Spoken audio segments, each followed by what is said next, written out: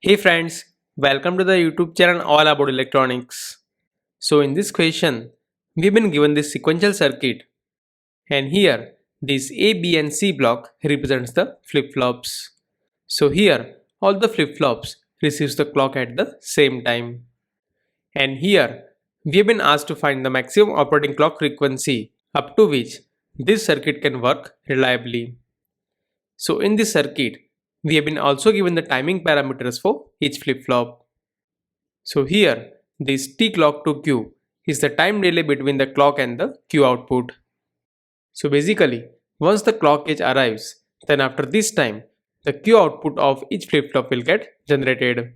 So basically, it is the propagation delay of the flip-flop. Moreover, here we have been also given the setup time and the hold time of each flip-flop. So here, as soon as we apply the clock signal, then after the propagation delay of the flip-flop, it will generate the new output for the next stage. For example, if we take the case of the flip-flop C, then whatever previous input is available at the input of this flip-flop, based on that, it will generate the new output after the 9 nanosecond. But here, we need to set the clock frequency in such a way that there is a no setup time and the hold time violations.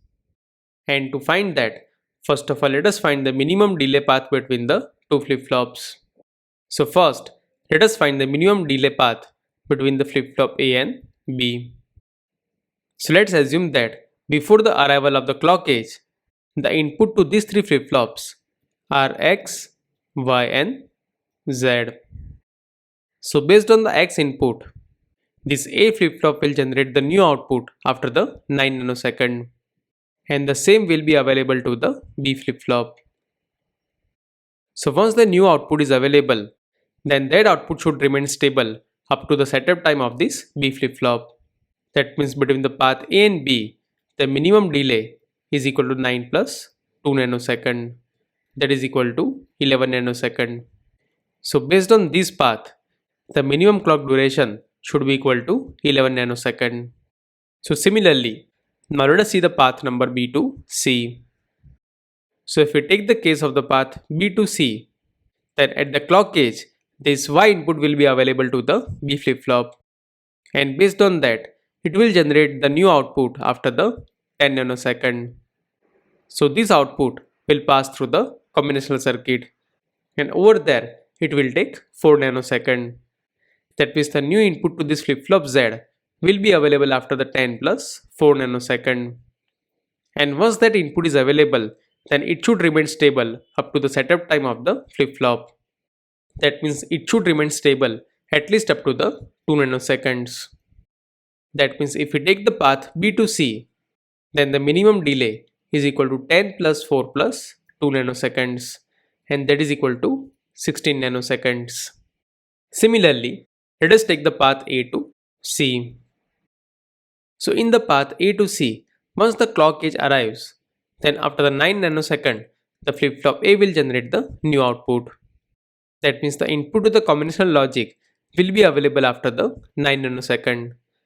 And once again, based on that input, it will generate the new output after the 4 nanoseconds. That means the new input to the flip-flop Z will be available after 9 plus 4 nanoseconds. And after that, it should remain stable at least up to the setup time of the flip-flop. That means it should remain stable at least for 2 more nanoseconds. So in the path A to C, the maximum delay is equal to 15 nanoseconds. So actually if you see over here, then after the clock edge, based on the previous inputs, this flip-flop A and B will generate the new output after the 9 nanosecond and the 10 nanoseconds respectively. So based on these two inputs, the combinational circuit will generate the new output for the C flip-flop. And in these two paths if you see, then the path of the B flip-flop takes the longer time. And due to that, this combinational circuit will have to wait for this path. So once the all inputs to this combinational circuit is available, then it can generate the new input for the C flip-flop. So actually, it will generate the new stable input for this C flip-flop after this 10 plus 4 nanoseconds, that is equal to 14 nanoseconds. And once that input is available, then it should remain stable up to the setup time of the C flip-flop, that is equal to 2 nanoseconds. That means if we see the longest path, then that is equal to 16 nanoseconds. Now some of you might be wondering that why we are not taking this entire path to find the maximum time. But actually if you see, then after the clock age, the A flip-flop will generate the new input for the C flip-flop after the 9 nanoseconds. So of course, after the 9 nanoseconds, this new input to the B flip-flop is available. But this B flip-flop will not respond to that new input unless the new clock age arrives. And therefore, while calculating this maximum path delay, there is no need to consider this entire path. Because here, each flip-flop will respond at the clock age based on their previous inputs. So basically, here this longest path is equal to 16 nanoseconds, and therefore here this minimum clock duration is equal to 16 nanoseconds. So if you see the maximum clock frequency or this f clock maximum, then that is the inverse of this time, that is equal to 1 divided by 16 nanoseconds, and if we calculate, then that will come out as 62.5 megahertz. That means for the reliable operation of the given sequential circuit, the maximum clock frequency can be equal to 62.5 megahertz.